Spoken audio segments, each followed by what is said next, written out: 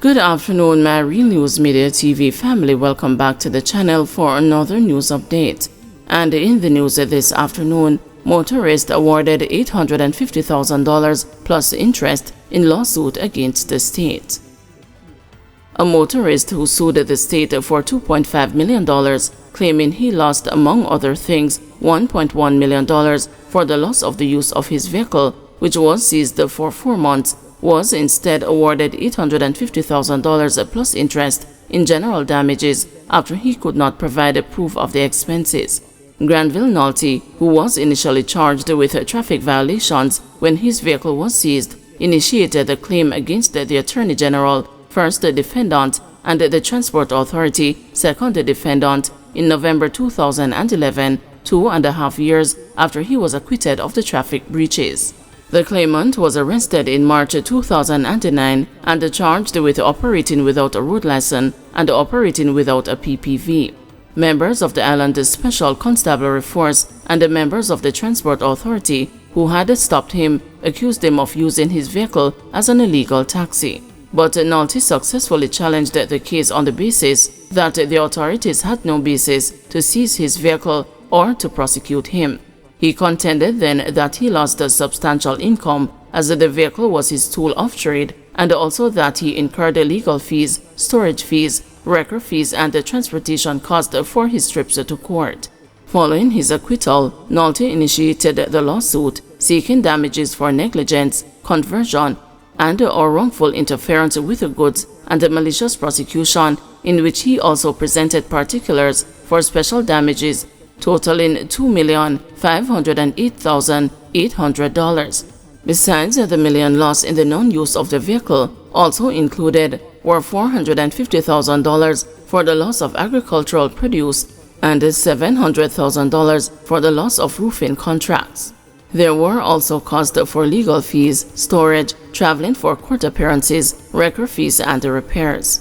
But the Supreme Court judge, after sustaining the claim for malicious prosecution, decided against granting Nolte any award for special damages due to discrepancies in the evidence as to the losses claimed and a lack of receipts. It is strict law that special damages must be specifically pleaded and proved. In this case, there were no receipts provided supporting the special damages claim. What the claimant has done in his witness statement is to throw the figures at the court without any evidential basis to support them, the judge said in the published judgment. The judge, however, indicated that although Nolte had exhibited 3 documents to establish the cost for work done on the vehicle, the agreement for the work, and the termination of the contract, the weight and the relevance had to be determined by the court, given that there was no evidence that the claimant owned the vehicle or the date of the cost agreement, or who the parties were who signed the agreement. According to the judge, the documents did not help the court, as the claimant had not shown a direct correlation between the loss of use of his motor vehicle and the loss of the contract, which was to complete a roofing project. He also has a duty to mitigate his loss. If the vehicle was used for transportation, he could have utilized an alternative method to complete the contract, the judge said in the judgment. The court also took issue with discrepancies identified in the amount listed for transportation, which in one instance was $6,000 and in another $5,500 for 4 days of attendance at the court. The court, however, awarded Nolte general damages in the sum of $850,000 with interest at 3% from July 24, 2010 to April 19, 2024. In the meantime, the court found that the claims for detenue or conversion or wrongful interference with the goods were not made out on the case for the claimant. The judge noted that although the claimant averred that he had made several requests for the return of his vehicle, he could not say to whom and when and what the stipulation or conditions were, and as such, there was no evidence to support the claim that the defendants intended to keep the motor vehicle in defiance of the claimant's request. Nolte was represented by attorney-at-law Raymond Samuels, while the defendants were represented by Dimitri Mitchell, instructed by the Director of State Proceedings. 3 women shot in yard in Montego Bay. 3 women were shot in Montego Bay, St. James on Wednesday night. The shooting happened about 10:20 along King Street. It is reported that the women were in the yard talking when a man came up, pulled a firearm, and opened fire. The women ran in different directions as the shooter retreated from the yard. It was later discovered that all 3 women suffered gunshot wounds. They were rushed to the Cornwall Regional Hospital for treatment. Teen implicated in Dunkirk gun attack charged. An 18-year-old has been charged with shooting with intent after allegedly attacking a man in his yard in Dunkirk, Kingston earlier this month. Charged is Kevin Levy, otherwise called Dante and Suarez, of Bray Street in Dunkirk. In addition to the wounding with intent charge, Levy is also facing charges of possession of a prohibited weapon and unauthorized possession of ammunition. Police reports say the shooting happened on Sunday, May 5, on Clark Street in Dunkirk about 3:15 a.m. It is alleged that Levy and 2 other men approached the man while he was in his yard and opened gunfire at him before escaping on foot in the area. The man received multiple gunshot wounds to the upper body and was transported to hospital where he was admitted. An investigation was launched into the shooting, and following an operation, Levy was taken into custody on Monday, May 13. He was subsequently charged on Wednesday after a question and answer session in the presence of his attorney.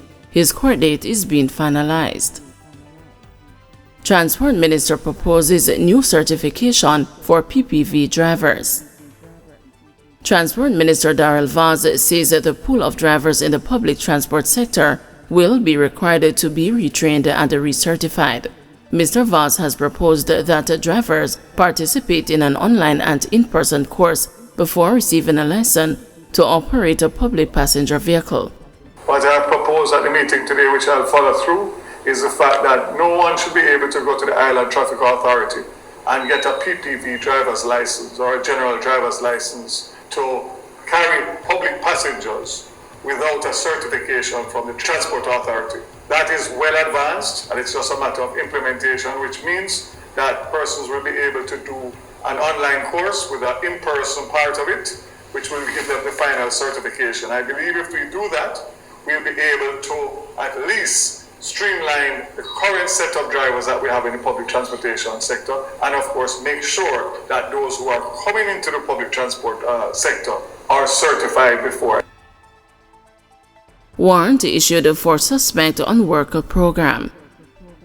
Kingston and the St. Andrew Parish Court Judge Sanchez Burrell on Thursday issued a warrant for the arrest of a corporate-era woman who failed to show for court and is said to be overseas on a worker program.